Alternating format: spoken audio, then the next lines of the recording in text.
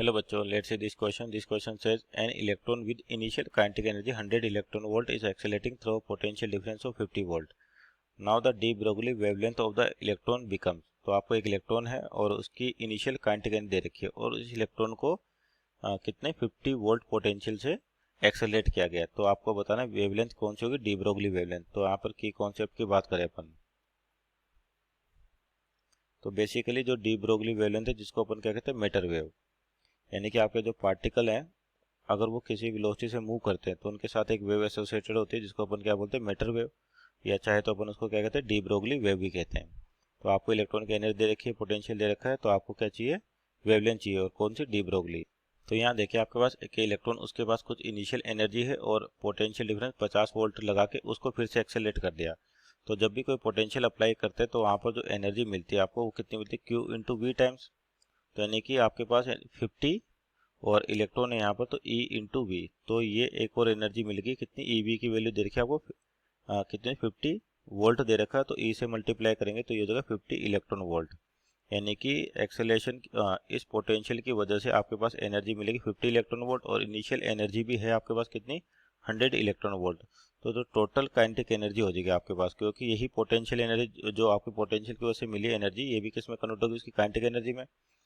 क्योंकि आपका जो इक्वेशन है E V is equal to जो एनर्जी दी जाती है वो किसके बराबर होती है, हाफ एम वी स्क्वायर, तो यानी कि काइनेटिक एनर्जी। तो टोटल एनर्जी हो जाएगी आपके पास यहाँ पर, एक तो 100 इलेक्ट्रॉन वोल्ट दे रखी है और प्लस 50, यानी कि टोटल हो जाएगी 150 इलेक्ट्रॉन वोल्ट। ये टोटल एनर्जी होगी, कौन सी, काइनेटिक एनर्जी। मान लीजिए इसको के लिखे अपन। अब अपने को लेमडा डी ब्रोगली वेवलेंथ चाहिए, तो क्या रिलेशन होता है, लेमडा इज इक्वल टू होता है आपका एच अपॉन पी। एच हो गया प्लांक कांस्टेंट, पी हो गया मोमेंटम। अब जो पी होता है बेसिकली वो क्या होता है, mass into velocity, mass into velocity. और जो काइनेटिक एनर्जी होती है आपके पास, ये होती है हाफ एम वी स्क्वायर। तो अगर इसको m से मल्टीप्लाई कर दे और m से डिवाइड कर दे तो ये m इंटू एम, ये m आपके पास, तो m into M square V square, तो यानी कि एम वी का होल स्क्वायर, तो मीन्स मोमेंटम का whole square divide by 2m। तो यानी कि जो मोमेंटम आ जाएगा यहाँ से p की वैल्यू ये आ जाएगी 2m के अंडर रूट में। तो जो मोमेंटम आया वो कितना है, अंडर रूट 2m के। तो अपनी लेमडा डी ब्रोगली जो हो जाएगी h upon under root 2m के। तो यहाँ पर जो वैल्यू दे रखी है उनकी वैल्यूज रखे तो आपका लेमडा आ जाएगा, तो कितना हो जाएगा देखिए यहाँ से, लेमडा डी ब्रोगली एच की वैल्यू अगर आपके पास कितनी है, 6.63, Planck constant 6.63 into 10 to power -34 upon में अंडर रूट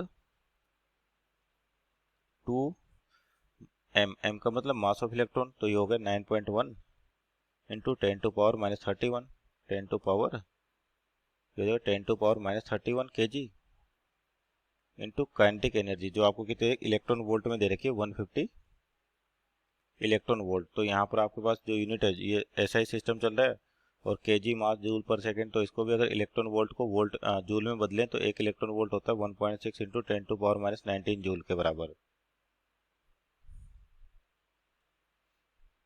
तो ये इक्वेशन हो गया आपका लेमडा डी ब्रोगली की। तो यहाँ से लेमडा निकाले अपन और सोल्व करें तो यार आपके पास लगभग 10 टू पावर -10 मीटर, तो जिसको अपन क्या कहते हैं, एंगस्ट्रॉम, यानी कि कह सकते हैं कि 1 एंगस्ट्रॉम। तो आपकी जो वेवलेंथ होगी कितनी होगी, 1 एंगस्ट्रॉम। ऑप्शन चेक करते हैं यहाँ पर, तो आपका जो ऑप्शन नंबर ए है that is 1 angstrom is our right answer. Hope you understood well, best of luck.